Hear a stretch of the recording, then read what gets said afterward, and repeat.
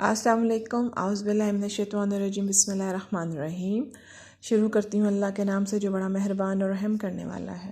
پیارے بچوں، میں امید کرتی ہوں آپ سب لوگ گھروں میں خیریت سے ہوں گے۔ آج میم آپ کو اسلامیات کا سبق پڑھائیں گی، اور اسلامیات میں آج کا آپ کا عنوان ہے ارکان اسلام۔ کیا عنوان ہے؟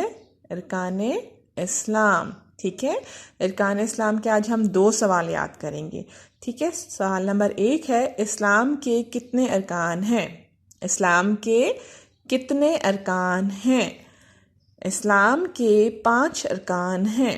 اسلام کے کتنے ارکان ہیں؟ اسلام کے 5 ارکان ہیں۔ سوال ہے آپ کا، اسلام کے کتنے ارکان ہیں؟ اور اس کا جواب ہے اسلام کے 5 ارکان ہیں۔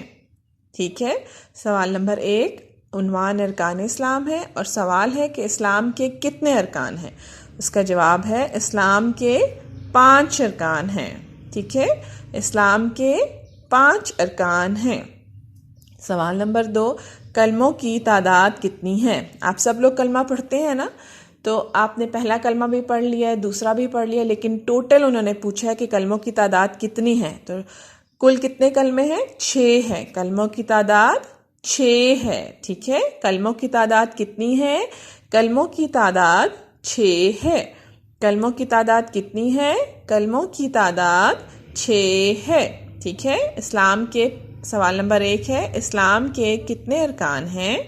اسلام کے 5 ارکان ہیں۔ ٹھیک ہے، آپ کی ماما جب آپ سے پوچھیں کہ اسلام کے کتنے ارکان ہیں، تو آپ نے فوراً جواب دینا ہے 5 ارکان ہیں۔ ٹھیک ہے، پھر نیکسٹ کوشچن وہ آپ سے کریں گی کلموں کی تعداد کتنی ہے، تو آپ نے بتانا ہے کلموں کی تعداد 6 ہے۔ ٹھیک ہے، کلموں کی تعداد کتنی ہے؟ کلموں کی تعداد 6 ہے۔